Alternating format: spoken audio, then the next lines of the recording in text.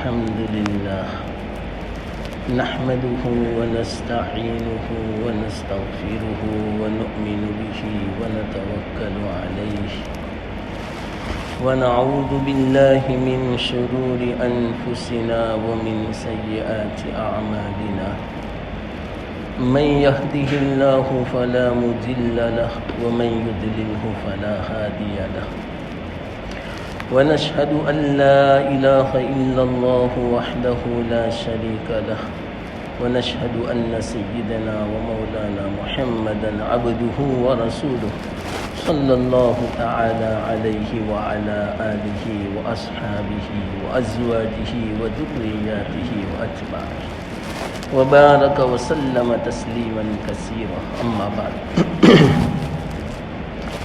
فأعوذ بالله من الشيطان الرجيم بسم الله الرحمن الرحيم إن عدة الشهور عند الله 12 شهرا في كتاب الله يوم خلق السماوات والأرض منها 4 حرم ذلك الدين القيم صدق الله العظيم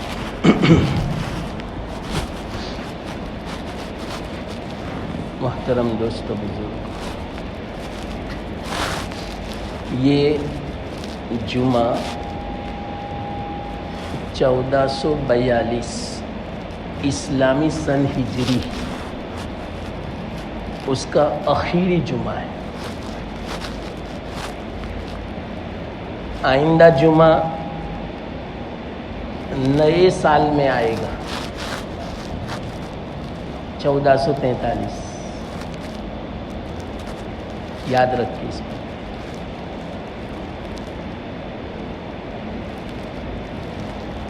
سال ختم ہو گیا، دعا کرنی چاہیے۔ اللہ والے فرماتے ہیں ہر چیز کا اہتمام ہونا چاہیے۔ بندہ اگر اہتمام کرتا ہے تو اللہ کی مدد شامل حال ہوگی۔ بندہ کوئی اپنی طرف سے کوشش نہیں کرتا تو اللہ توفیق بھی نہیں دے۔ اس بات کو پلے باندھ لینا۔ اگر توفیق چاہیے اللہ کی تو خود بھی کوشش کرے، اہتمام کرنا چاہیے آدمی۔ مثال کے طور پر آج جمعہ کا دن ہے، اس کا اہتمام ہو، جلدی غسل کرے، جلدی صبح میں اٹھے، فجر کی نماز تکبیر اولیٰ کے ساتھ پڑھے، سورہ کہف کی تلاوت کرے، سورہ یاسین کی تلاوت کرے، اس کو اہتمام بولے تو اللہ کی مدد آتی۔ اہتمام کے بعد پتہ چلے گا کہ اللہ کی مدد کیسی ہوگی۔ خیال کرنا چاہیے آدمی کو۔ تو اللہ والے فرماتے ہیں یہ سال ختم ہوگا، نیا سال شروع ہوگا اس ہفتے میں۔ پیر کے دن چاند دیکھنا ہے، یعنی سوموار 29 ہے سوموار کو۔ اگر چاند ہو جاوے تو نیا سال شروع ہوگا۔ تو کیا اہتمام کرنے کا؟ مغرب کی نماز جو ہوگی نئے سال میں ہوگی۔ نماز کے بعد سنت پڑھ لیں اور جتنی توفیق ہو اوابین پڑھ لیں، اور 2 رکعت حاجت کی نیت سے اور توبہ کی نیت سے پڑھیں۔ اس کو اہتمام بولتے ہیں۔ توبہ کس بات پر؟ یا اللہ یہ سال گزر گئے، بڑی کوتاہیاں ہوئی، بڑی مہلت دی تو نے مجھے، 1 سال یعنی کیا؟ 5 منٹ کی مہلت مرنے کے بعد آدمی پوری دنیا کے عوض میں لینا چاہے گا لیکن نہیں ملے گی۔ 5 منٹ تو 1 سال جس کو ملے، 1 سال میں تو آدمی کہاں سے کہاں پہنچ جاوے۔ اتنی مہلت اللہ نے دی ہے تو سال ہمارا پورا ہو گیا. یاد رکھنا ایک بات، مسلمان کے لیے صحیح معنوں میں اسلامی سال ہے، انگریزی نہیں. ہمیں انگریزی تاریخ، انگریزی سال، اس کو کچھ کرو نے سارا.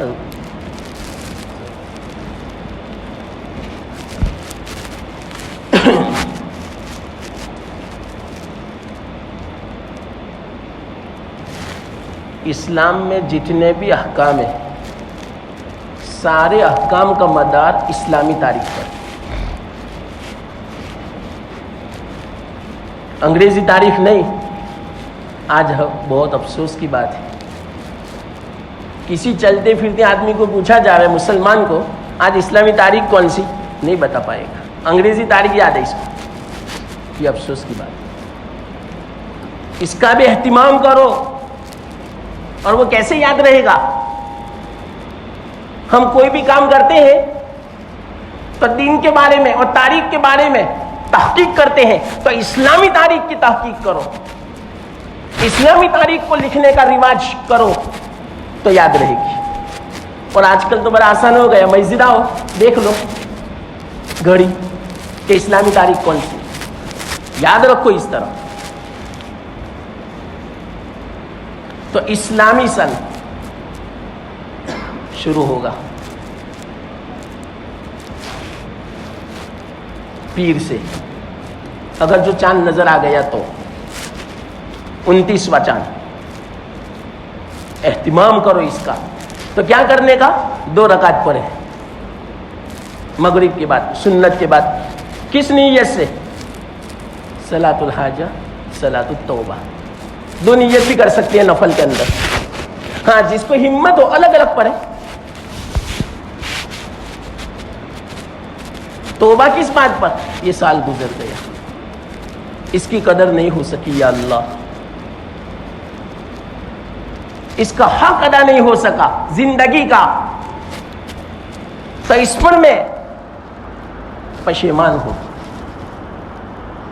مجھے افسوس ہے، ندامت ہے، میں معافی چاہتا ہوں.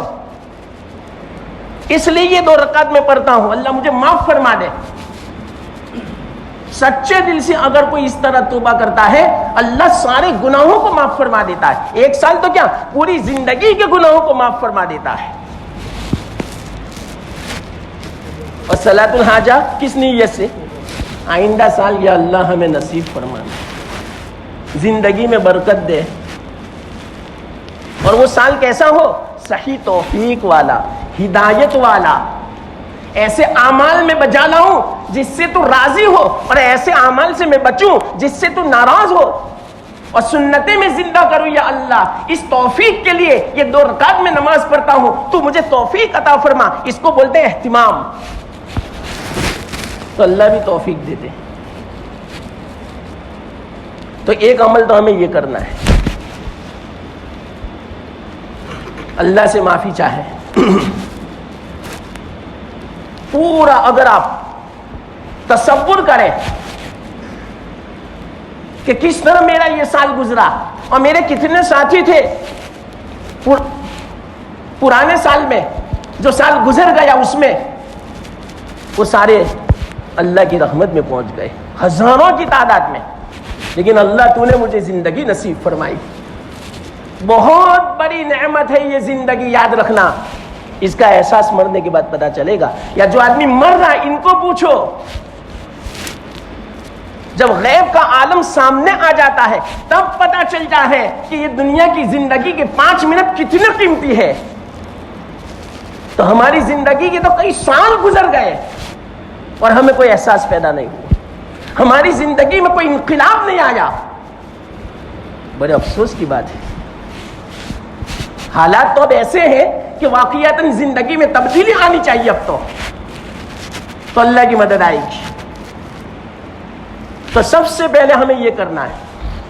دوسری بات، یہ جو اسلامی تاریخ ہے جس کو سن ہجری بولتے ہیں، یعنی ہجرت سے یہ سال شروع ہوا. یہ بھی یاد رکھنا، مختصر تاریخ. مسلمان کو اپنی تاریخ یاد ہونی چاہیے. پہلے زمانے میں ایسے تاریخ کا رواج نہیں تھا. الگ الگ اپنے اعتبار سے ہر قوم ایک علامت رکھ لی تھی انہوں نے کسی واقعے کو یاد رکھنے کے لیے. بہت ساری تفصیلیں اس کے اندر. تو اسلامی تاریخ کا یاد رکھنا مسئلہ ہے، فرض کفایہ ہے. علماء فرماتے ہیں سنت مؤکدہ سے بھی اونچا مرتبہ ہے اس کا، واجب سے بھی اونچا درجہ فرض کفایہ کا. فرض کفایہ کسے کہتے ہیں؟ چند آدمی اگر اس پر عمل کر لے کہ دوسروں کے سروں سے وہ فریضہ اتر جاوے گا، لیکن جو عمل کرے گا اس کو ثواب زیادہ ملے گا عمل نہ کرنے والوں کے مقابلے میں. عمل کرنے والا یہ ثواب کا مستحق ہوگا، یہ فضیلت والا سمجھا جائے گا. جو عمل نہیں کرے گا وہ ثواب سے محروم سمجھا جائے گا. اور جس نے عمل کیا واقعتاً دوسروں کے سروں سے فریضہ انہوں نے اتار دیا تو ان کا احسان ہے کہ انہوں نے اسلامی تاریخ یاد رکھی. اور یاد رکھنا فرض ہے، فرض. اور انگریزی تاریخ کا یاد رکھنا فرض بھی نہیں، کچھ بھی نہیں، سنت بھی نہیں، کوئی چیز نہیں. کیوں معلوم؟ اس کی وجہ جتنے بھی اکثر احکام ہیں وہ سارے احکام اسلامی تاریخ پر ہے، قمری تاریخ پر ہے، چاند پر ہے، شمس پر نہیں، سورج پر نہیں. عیسوی سن جو ہے نا وہ سورج کے مطابق ہے. اس کا سمجھنا سورج کا کہ سورج کہاں ہے، کون سے محور میں ہے، آج کون سی تاریخ ہوگی، کون سا مہینہ ہوگا، یہ ہر ایک کا کام نہیں ہے. اس کے لیے مشینری رکھی جاتی ہے. اور چاند کیسا ہے؟ عام آدمی، دیہاتی آدمی، جنگلی آدمی، جاہل آدمی، پڑھا لکھا آدمی ہر ایک چاند کے ذریعے سے بتلا سکتا ہے کہ آج کون سا چاند ہے اگر اس کو تجربہ ہو. چاند کو بڑا آسان فرما دیا اللہ تعالیٰ نے، تو اس کا مدار چاند پر رکھا ہے. اور اکثر جتنے بھی اسلامی احکام ہیں وہ چاند پر ہے. بچہ بالغ 15 سال کا کب سمجھا جاتا ہے معلوم؟ اسلامی اعتبار سے 15 سال پورے ہو تب بچہ بالغ سمجھا جاتا ہے. تب بالغ کے احکام شروع. نماز فرض، زکات فرض. اگر وہ اتنا پیسہ اس کے پاس حج کر سکتا ہے تو حج اس کے اوپر فرض ہو جائے گی. تو اسلامی تاریخ پر مدار ہے. اور اسلامی تاریخ یاد رکھنا ہر سال انگریزی سال کے اعتبار سے 10 دن کم ہوتے ہیں. کیوں؟ اسلامی مہینہ آپ کو معلوم ہے یا تو 29 کا ہوگا یا تو 30 کا ہوگا، اور انگریزی مہینہ تو 30 یا 31. بس ایک آدھ مہینہ ہے جو 28 یا 29 کا ہوتا ہے فروری کا. اس لیے 10 دن لگ بھگ ہر سال اسلامی سال میں کم ہوتے ہیں. تو اس کا حساب الگ ہے. ہر 35 سال میں جب انگریزی 35 سال پورے ہوتے ہیں تو اسلامی 1 سال بڑھ جاتا ہے. یعنی جس کی عمر انگریزی سال کے اعتبار سے 35 ہوتی ہے اسلامی اعتبار سے اس کی 36 عمر ہوتی ہے. اس لیے یاد رکھنا کوئی ہماری عمر پوچھے نا تو صرف انگریزی عمر مت بتاؤ. انگریزی سن کے اعتبار سے کسی کی 70 سال کی عمر ہے تو وہ یوں کہے میری اسلامی اعتبار سے 72 سال کی عمر ہے اور انگریزی اعتبار سے 70. اس طرح یاد رہتا ہے. اہتمام کرو اس کو یاد رکھنے کا. فرض کفایہ ہے، ثواب ملے گا. بہت سارے احکام، عورت اس کے جتنے بھی عدت کے مسائل ہیں، ماہواری کے جو مسائل ہیں اور طلاق کے جتنے مسائل ہیں وہ قمری تاریخ کے اعتبار سے، شمسی نہیں، اسلامی تاریخ کے اعتبار سے، ہجری کے اعتبار سے. اسی طرح حج کا مہینہ، رمضان کا مہینہ، 15ویں شعبان، شب قدر، اسی طرح یوم عرفہ جو سب سے عظیم دن ہے، ان سب کا مدار اسلامی تاریخ کے اعتبار سے، انگریزی تاریخ کے اعتبار سے نہیں. حالانکہ کیسے ایام ہے یہ کیسے مسائل ہیں. حج ہو ہی نہیں سکتا یوم عرفہ کے بغیر، اور یوم عرفہ کا پتہ چلے گا اسلامی تاریخ کے اعتبار سے. تو یہ ہے اسلامی تاریخ. اس کا یاد رکھنا فرض کفایہ ہے، ورنہ گناہ ہوگا، سب پر گناہ اگر کسی نے یاد نہیں رکھا تو۔ لیکن اللہ کا احسان ہے کہ آج ایسے اسباب پیدا ہو گئے کہ جس کی بنا پر ہمیں یاد رہ جاتا ہے، یعنی ان اسباب میں سے یہ مسجد کا ایک تو سبب کہ ماشاءاللہ یہاں آوے تو کم سے کم گھڑی میں دیکھ لیا کرو کہ آج اسلامی تاریخ کون سی، یا ہماری گھڑی کے اندر سیٹنگ اسلامی تاریخ کی کرو، انگریزی تاریخ نہیں، یہ بالکل مناسب نہیں ہے۔ انگریزی تاریخ کو آپ تو کہیں سے بھی مل جائے گی، کہیں بھی کیلنڈر لٹکا ہوا آپ کو مل جائے گا، لیکن ہماری اپنی گھڑی کے اندر اسلامی تاریخ سیٹ کرو، ثواب ملے گا، اللہ خوش ہوگا، اور یوں سمجھا جائے گا کہ واقعتاً اس کو اسلام سے محبت ہے، یہ محبت کی علامت ہے۔ تو اسلامی تاریخ ہجرت سے شروع ہوئی، اس کی بھی تاریخ ہے، اتہاس ہے اس کی، ہسٹری ہے اس کی، مختصر میں آپ کو بتا دوں۔ حضرت امیر المومنین عمر بن خطاب رضی اللہ تعالیٰ عنہ، ان کی خلافت کا زمانہ تھا، ان کے خطوط پہنچتے تھے فرامین، جہاں جہاں انہوں نے الگ الگ گورنر بنائے تھے، حاکم بنائے تھے صوبوں کے، اسٹیٹ کے، تو حضرت ابو موسیٰ اشعری رضی اللہ تعالیٰ عنہ کا ایک مرتبہ خط پہنچا کہ امیر المومنین آپ کے خطوط آتے ہیں، آپ قوانین بیچتے ہیں، لیکن ہمیں پتہ نہیں چلتا کون سا قانون آپ نے پہلے بھیجا، کیوں خطوط سب مل جاتے ہیں، اختلاف مختلف ہو جاتے ہیں، تو ہمیں پتہ نہیں چلتا کون سا خط پہلے آیا تو کون سا قانون بعد والا ہے، کون سا منسوخ ہے، کون سا بعد والا، کون سا پہلے والا، ہمیں پتہ نہیں چلتا، تو اس کے لیے کوئی تاریخ ہونی چاہیے۔ حضرت عمر کو اس طرح مشورہ دیا، حضرت عمر نے فرمایا آپ نے بالکل صحیح فرمایا۔ مدینہ پاک میں جو بڑے بڑے اجلہ صحابہ تھے ان کو جمع کیا، حضرت عثمان کو، حضرت علی کو، حضرت عبد الرحمن بن عوف کو، حضرت ابو موسیٰ اشعری وغیرہ بڑے بڑے جو صحابہ تھے ان کو جمع کیا، میٹنگ کی اور مشورہ کیا کہ انہوں نے یہ جو بات فرمائی بالکل صحیح بات ہے، کہ کیسے پتا چلے کہ یہ قانون کون سی تاریخ کا ہے، یہ قانون کون سی تاریخ کا ہے، یہ خط کون سی تاریخ کا، یہ پتہ ہی نہیں چل سکتا، یہ واقعہ کب پیش آیا کچھ سمجھ میں ہی نہیں آتا، تو اس کے لیے کوئی علامت کے طور پر کوئی تاریخ ہونی چاہیے۔ تو چلو آپ مشورہ دو۔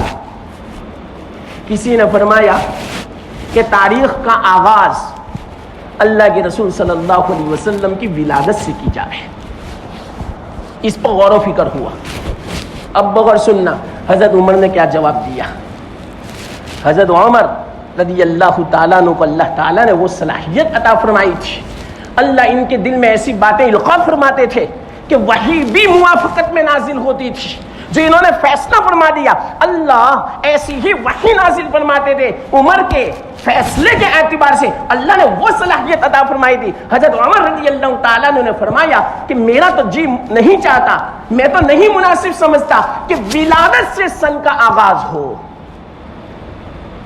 اس کی وجہ یہ ہے کہ ولادت سے اگر آغاز ہوگا، اللہ کے رسول صلی اللہ علیہ وسلم کی پیدائش سے اگر سن کا آغاز ہوگا تو پیدائش اور ولادت یہ تو خوشی کا موقع ہے، خوشی کے موقع پر آدمی لہو و لعب کے اندر مبتلا ہوتا ہے، اور جب آدمی کھیل کود کے اندر اور اسی طرح خوشیوں کے اندر جب مبتلا و مشغول ہو جاتا ہے تو وہ غافل ہو جاتا ہے، آخرت سے غافل ہو جاتا ہے، آخرت اس کے سامنے نہیں رہتی۔ تو یہ جو ولادت سے اگر ہم ابتدا کریں گے تو لہو و لعب کے اندر یہ امت مبتلا ہو جائے گی۔ جیسے کہ آج کل آپ دیکھتے ہیں عید میلاد النبی کیسی مناتے ہیں، نماز سے بھی غافل، آخرت سے بھی غافل، سنتوں کا جنازہ نکال دیتے ہیں، یہ ولادت پر خوشی مناتے ہیں۔ تو حضرت عمر نے کتنی دور اندیش ان کی نظر تھی کہ اس وقت یوں فرمایا کہ ولادت سے ابتدا نہ ہو،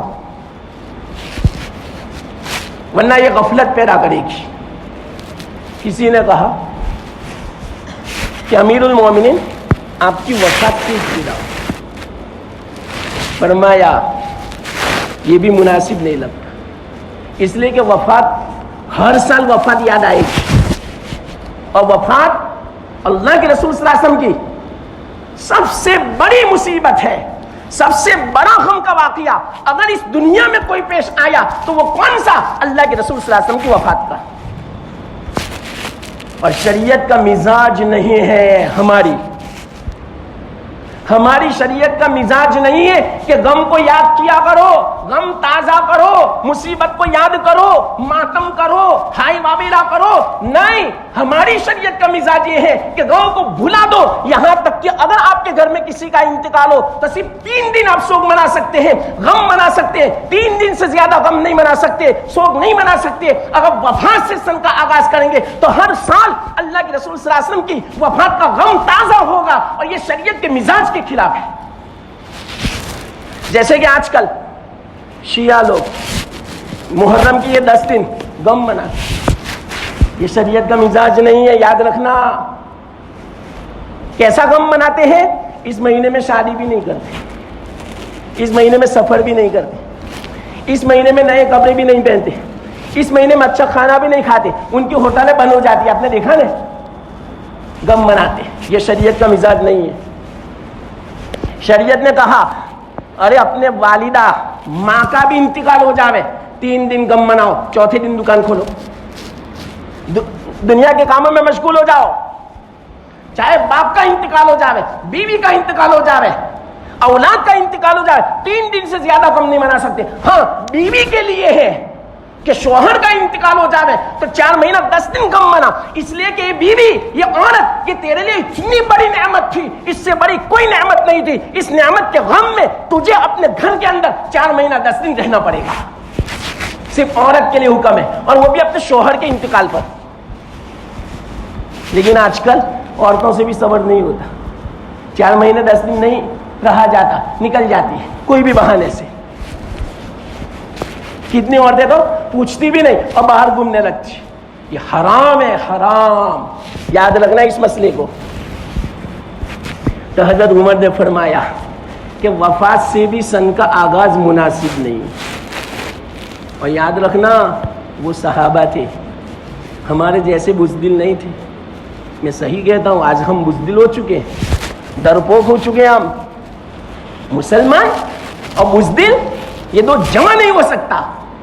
لیکن آج ہر گھر بزدل ہو چکا ہے. کیا وجہ معلوم اس کی؟ دنیا کی محبت،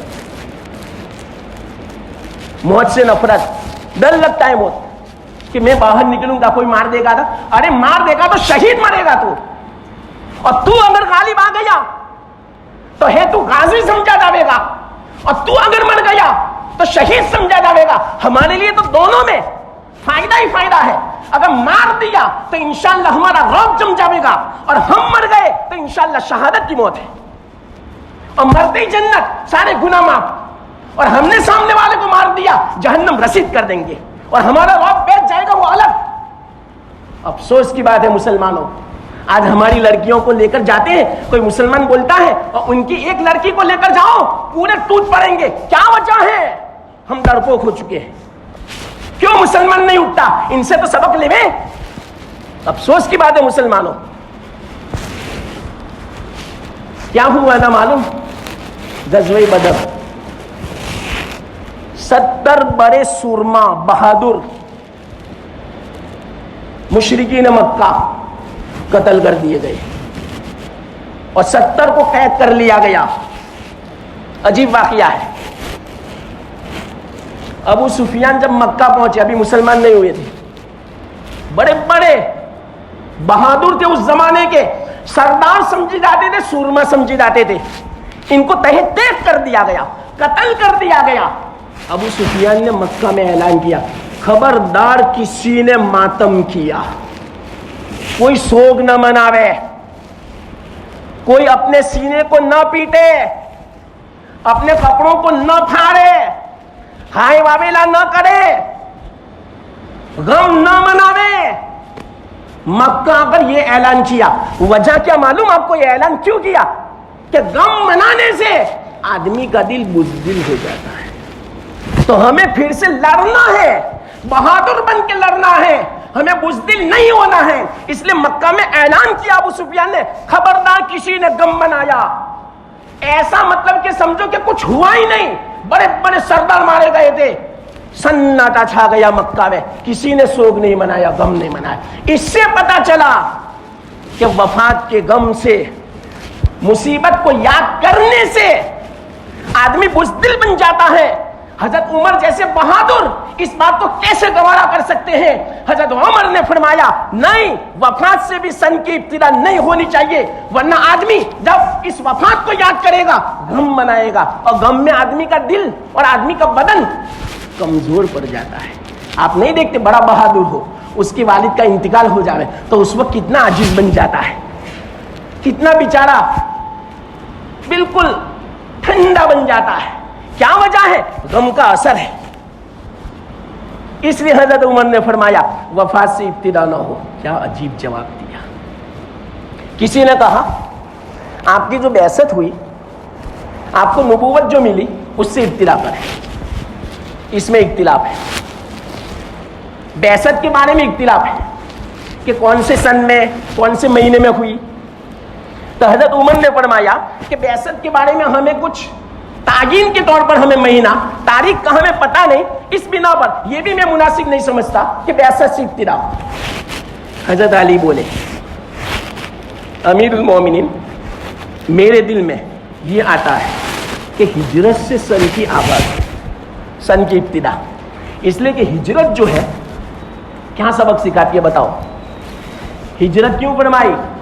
مکہ میں دین پر عمل کرنا مشکل تھا، نماز پڑھنا مشکل تھا، دینی احکام کو شائع کرنا مشکل تھا، امر بالمعروف نہی عن المنکر، دین کی دعوت دینا مشکل تھا، کوئی کھل کے آ نہیں سکتا تھا، کھل کے قرآن کی تلاوت نہیں کر سکتا تھا۔ تو ہجرت کے بعد یہ سارے کام آسان ہو گئے، اسلامی دور اس کا آغاز شروع ہوا، اسلامی دور کا، اسلامی احکام کا۔ اور اسی طرح آزادی کے ساتھ نماز پڑھ سکتے تھے، اور آزادی کے ساتھ مسجد بھی بنا سکتے تھے، اور جتنی بھی مطلب کہ آزادیاں، جتنا کچھ ہوا آج پوری دنیا میں جو اسلام پھیلا وہ ہجرت کی برکت سے پھیلا۔ اگر ہجرت نہ ہوتی تو واقعتاً وہ اسلام مکہ سے باہر بھی نہیں نکل سکتا تھا۔ کیوں؟ وہ مسلمانوں کو باہر بھی نہیں جانے دیتے تھے، اور مسلمانوں کو دعوت بھی نہیں دینے دیتے تھے۔ اس سے یوں پتا چلا جو ہجرت کا جو واقعہ ہے، اس سے اسلامی ایک نیا مطلب کے دور شروع ہوتا ہے، اور یہ مجاہدہ سکھاتا ہے۔ ہجرت کیا سکھاتا ہے؟ مجاہدہ۔ کیسے مجاہدہ؟ ہجرت کا معنی کیا؟ اپنا وطن چھوڑنا، چاہے ہمارا گھر ہو، وہاں پر ہمارے رشتہ دار ہو، ہمارے ماں باپ ہو، ہماری اولاد ہو، ہماری دکانیں ہو، ہمارا کاروبار ہو، سب کچھ اللہ کے لیے قربان کر دو۔ اللہ کے حکم کے سامنے کچھ بھی نہیں ہے یہ۔ تو یہ ہجرت ہمیں سبق دیتی ہے۔ آج بھی اگر صحیح معنوں میں آدمی اپنی نفسانی خواہشات کو چھوڑتا ہے تو یہ گویا نفسانی خواہشات کو چھوڑنا یہ بھی ہجرت ہے۔ اللہ کے رسول صلی اللہ علیہ وسلم نے ارشاد فرمایا المہاجر من ہاجر نفسہ۔ صحیح معنوں میں مہاجر تو وہ ہے جو اپنی نفسانی خواہشات کو چھوڑ دے۔ المجاہد من جاہد نفسہ۔ مجاہد تو صحیح معنوں میں یہ ہے، یہ لڑنا تلواروں کے ساتھ، بندوق کے ساتھ، یہ اصل مجاہد نہیں ہے۔ اپنے نفس کے ساتھ لڑو۔ نفس نہیں کہتا صبح میں اٹھنا، اس کا مقابلہ کرو، جلدی اٹھو۔ نفس نہیں کہتا 5 وقت کی نماز تکبیر اولیٰ کے ساتھ پابندی سے پڑھنا، اس کا مقابلہ کرو۔ نفس نہیں کہتا قرآن کی تلاوت کا، دعاؤں کا، ذکر کا، گناہوں سے بچنے کا، حقوق کی ادائیگی کا، اس کا مقابلہ کرو، اور مقابلہ کر کے اس پر عمل کرو۔ یہ ہے صحیح معنوں میں مہاجر بھی، صحیح معنوں میں مجاہد بھی۔ حدیث میں ہے یہ بات۔ تو یہ سب کون سکھاتا ہے؟ ہجرت کا واقعہ۔ اس لیے حضرت عمر نے فرمایا ہجرت کے واقعے سے سن کا آغاز کیا جائے، یہ زیادہ بہتر ہے۔ تو یہ ہماری سن ہجری جو شروع ہوئی ہجرت سے، اس کی میں نے مختصر تاریخ بتائی۔ اب یہ کب سے شروع ہوتی ہے؟ محرم سے۔ ایک بیچ میں سوال ہو سکتا ہے، وہ میں آپ کو سمجھا دوں کہ اللہ کے رسول صلی اللہ علیہ وسلم نے تو ربیع الاول کے مہینے میں ہجرت فرمائی تھی، 12 ربیع الاول۔ مدینہ پاک پہنچے، سوموار کا دن تھا، 12 ربیع الاول کا دن تھا، اور اسی طرح ربیع الاول کا مہینہ تھا۔ تو وہاں سے ابتدا نہیں ہوئی، محرم سے کیسے ہوئی؟ تو اس کا جواب ہے صحابہ کو تو محرم سے روانہ کرنا شروع کر دیا تھا اللہ کے رسول صلی اللہ علیہ وسلم نے۔ اور اللہ کے رسول صلی اللہ علیہ وسلم کیوں ہجرت نہیں فرمائی؟ اللہ کا حکم نہیں آیا تھا ابھی۔ ہاں یہ حکم آ گیا تھا صحابہ کو روانہ کر دو، تو محرم سے ہجرت شروع ہو چکی تھی، اس لیے اب کوئی اشکال نہیں۔ تو ہجرت سے اس بنا پر شروع فرمایا۔ اب محرم کے مہینے سے شروعات، کیوں محرم کے مہینے سے؟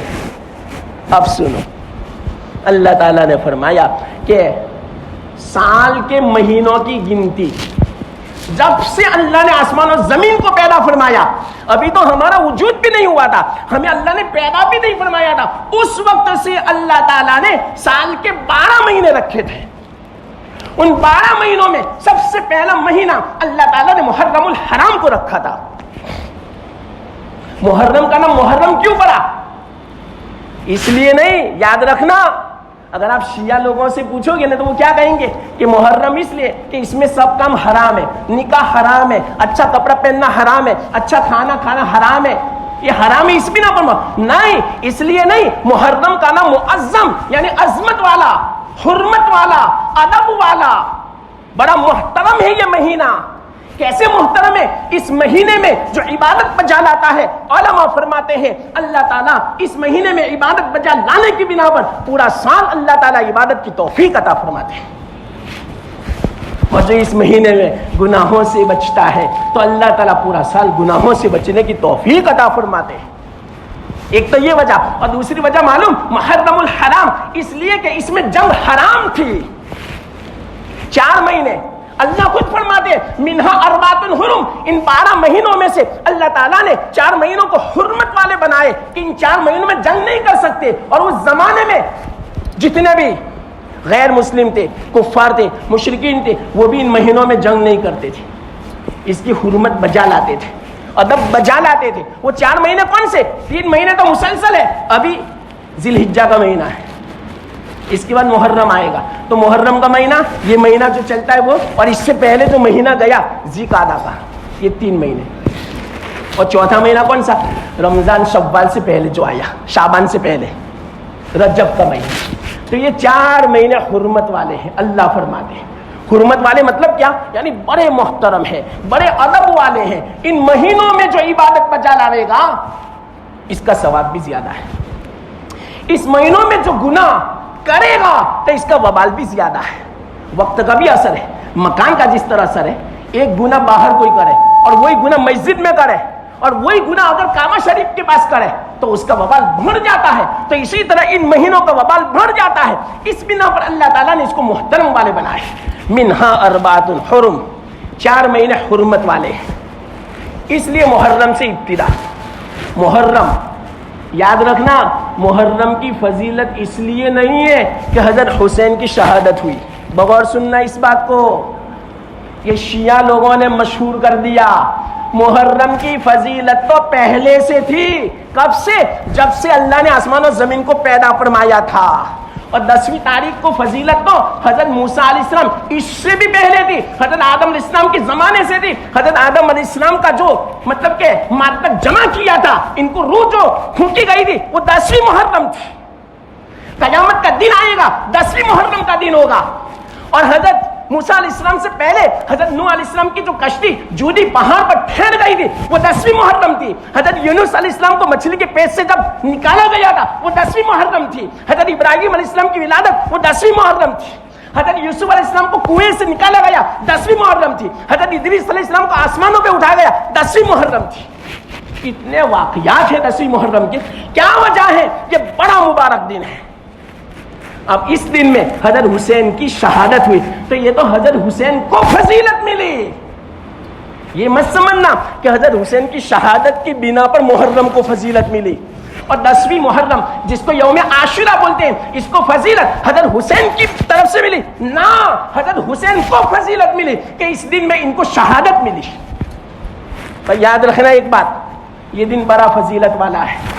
اس کے احکام میں سے آج کل جتنے بھی مطلب کہ لوگوں نے اپنی طرف سے ایجاد کیا، کوئی نہیں ہے۔ حدیث میں صرف 2 حکم نکلتے، بس صرف 2 حکم ہے، یاد رکھنا اس بات کو، اس کے علاوہ سب بدعت ہے۔ ایک حکم کون سا؟ یا تو 10ویں محرم کو روزہ رکھو، اللہ کے رسول صلی اللہ علیہ وسلم 10ویں محرم کو روزہ رکھتے تھے۔ کب؟ ابھی رمضان کا روزہ فرض نہیں ہوا تھا۔ حدیث میں آتا ہے افضل الصیام بعد شہری رمضان شہر اللہ الحرام، روزوں میں سب سے افضل رمضان کے بعد اگر کوئی نفلی روزہ کوئی افضل ہے تو محرم الحرام کا روزہ۔ کیوں معلوم؟ اس لیے کہ محرم کا یہ روزہ 10ویں تاریخ کا رمضان سے پہلے فرض تھا، اور جو فرض کے بعد نفلی ہو جاوے اس کی افضلیت دوسروں کے مقابلے میں زیادہ ہوتی ہے، یہ مسئلہ ہے۔ اس بنا پر اللہ کے رسول صلی اللہ علیہ وسلم 10ویں تاریخ کا روزہ رکھتے تھے۔ جب مدینہ تشریف لائے تو صحابہ نے فرمایا یا رسول اللہ، یہاں کے جو یہود بنو قریظہ وہ بھی 10ویں محرم کو روزہ رکھتے ہیں کہ اچھا وہ کیوں رکھتے ہیں، وجہ کیا؟ تو وجہ پوچھی تو کہا کہ اس دن میں حضرت موسیٰ علیہ السلام کو اللہ تعالیٰ نے فرعون سے نجات عطا فرمائی تھی، اور فرعون کو بحر کلزم کے اندر ڈبو دیا تھا، تو اس خوشی میں ہم روزہ رکھتے ہیں۔ تو اللہ کے رسول صلی اللہ علیہ وسلم نے فرمایا ہم زیادہ حقدار ہیں حضرت موسیٰ علیہ السلام کی مطابقت کے تمہارے مقابلے میں، حضرت موسیٰ علیہ السلام کو ہم زیادہ مانتے ہیں تمہارے مقابلے میں، اس لیے ہم بھی رکھیں گے۔ پھر اللہ کے رسول صلی اللہ علیہ وسلم کو احساس ہوا کہ یہ یہود بھی 10ویں محرم کو روزہ رکھتے ہیں، ہم بھی رکھتے ہیں، تو ان کے ساتھ مشابہت ہو جائے گی۔ بغور سننا، اللہ کے رسول صلی اللہ علیہ وسلم نہیں چاہتے تھے کہ یہود اور نصارہ کے ساتھ مشابہت ہو۔ فوراً اللہ کے رسول نے فرمایا آئندہ سال اگر میں زندہ رہا تو صرف 10ویں محرم کا روزہ نہیں رکھوں گا، بلکہ 10ویں کے ساتھ 9ویں تاریخ کو ملاؤں گا، یا 9ویں نہیں تو 11ویں کو ملاؤں گا۔ کیوں؟ تاکہ یہود کی مخالفت ہو جائے۔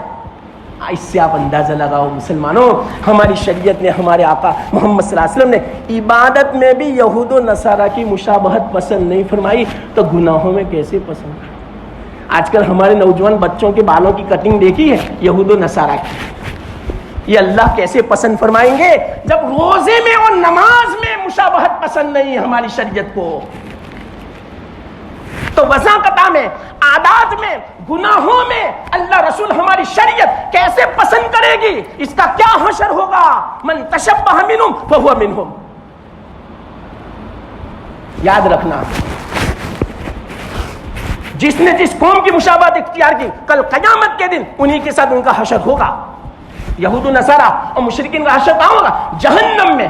تو ان کی جیسی ہم نے کٹ بنائی بالوں کی، ہیئر اسٹائل، اور اسی طرح کپڑوں کی ہم نے اسٹائل ایسی کی، تو یاد رکھنا اللہ بچاوے کل قیامت کے دن ان کے ساتھ جہنم میں جانا پڑے گا۔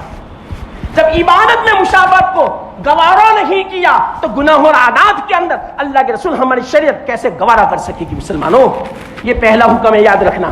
10ویں محرم جب آوے تو روزہ رکھے، اور دوسرا حکم اس دن اپنے بال بچوں کو اپنے اعتبار سے، اپنی حیثیت سے اچھا کھانا کھلاوے۔ حدیث میں کوئی غریب ہے، سبزی اکثر پکاتا ہے اور اسی طرح وہ دال پکاتا ہے، تو اس دن ذرا گوشت پکا لے، ذرا میٹھا بھی پکا لے، تھوڑا فروٹ بھی لے آئے بیچارہ۔ تو اس طرح، اور جس کو اچھی حالت ہے روزانہ گوشت کھاتا ہے تو وہ اپنے اعتبار سے اور اچھا کھانا پکاوے، اور ساتھ ساتھ میں غریب کے گھر بھی بھیجے۔ اگر بریانی پکاتا ہے 5 آدمیوں کی تو 5 کے بجائے 10 کی پکاوے، انشاءاللہ کوئی کمی نہیں آئے گی۔ اور 5 آدمیوں کی زیادہ جو بریانی آپ نے پکائی کسی غریب کے گھر بھیج دو، بیچارے غریب کے بچے کھائیں گے، دل خوش ہو جائے گا، انشاءاللہ اس کی برکت پورا سال باقی رہے گی۔ حدیث میں آتا ہے جو اپنے بال بچوں کو 10ویں محرم کو اچھا کھلاتا ہے اللہ تعالیٰ پورا سال اس کو برکت عطا فرماتے ہیں۔ اس حدیث کے ایک راوی ہے محدث سفیان بن عیینہ رضی اللہ تعالیٰ رحمت اللہ، وہ فرماتے ہیں ہم نے 12 تجربہ کیا، 10ویں محرم کو اچھا کھانا کھلا، پورا سال اللہ تعالیٰ فراوانی دیتا ہے، وسعت دیتا ہے، روزی میں برکت دیتا ہے۔ اور اس دن میں جو اللہ کے راستے میں خرچ کرتا ہے، چاہے کھانا خرچ کیا، چاہے پیسہ خرچ کیا، اللہ تعالیٰ کئی گنا عطا فرماتے ہیں۔ ایک واقعہ آتا ہے، مختصر میں آپ کو سنا دیں۔ ایک آدمی نے جب سنا کہ اس دن میں اگر کوئی اللہ کے راستے میں خرچ کرتا ہے تو اللہ تعالیٰ کئی گنا، 1000 گنا عطا فرماتے ہیں، تو اس کے پاس غریب تھا، 7 درہم تھے، انہیں 7 درہم مطلب کہ اللہ کے راستے میں خرچ کر دیے کہ 7000 ملیں گے پورے سال میں کبھی نہ کبھی مل جائیں گے۔ تو وہ انتظار کیا، نہیں ملا، آخری دن باقی تھا، اب اسی وقت اس کا فیصلہ تھا 7000 درہم ملنے کا۔ وہ سو گیا، اس نے یوں کہا فلاں مولانا نے جو یہ فضیلت بیان کی میں نے تو دیکھا کہ یہ فضیلت حاصل نہیں ہوئی، سو گیا۔ خواب میں کسی کہنے والے نے کہا اے بے صبرا، اے ناقدرا، فلاں نے جو فضیلت سنائی تھی بالکل صحیح تھی، لیکن تو بے صبرا تھا، تجھے جلدی تھی، ابھی سال پورا ہونے میں تو 1 دن باقی ہے، لے یہ 7000 پکڑ۔ صبح میں اٹھا تو واقعتاً کوئی غیب سے ایسا آدمی آیا 7000 درہم دے کے چلا گیا۔ تو کتنا اچھا موقع ہے اس دن میں، بس یہی 2 حکم ہے، اس کے علاوہ کوئی نہیں۔ یا تو اچھا کھانا پکاؤ، روزہ رکھو، اس کے علاوہ کوئی نہیں، نہیں تعزیہ بنانا، نہیں کھچڑا پکانا۔ دیکھو کھچڑا مت پکانا، کیوں؟ یہ ان کی سنت ہے گویا، ان کا رواج ہے کہ اس دن میں کھچڑا پکاؤ، اور اس دن میں جو وہ شربت جو پلاتے مت پینا، یہ بدعت ہے، ناجائز ہے، گناہ ہے، ان کے پیچھے عجیب ان کے عقائد ہیں۔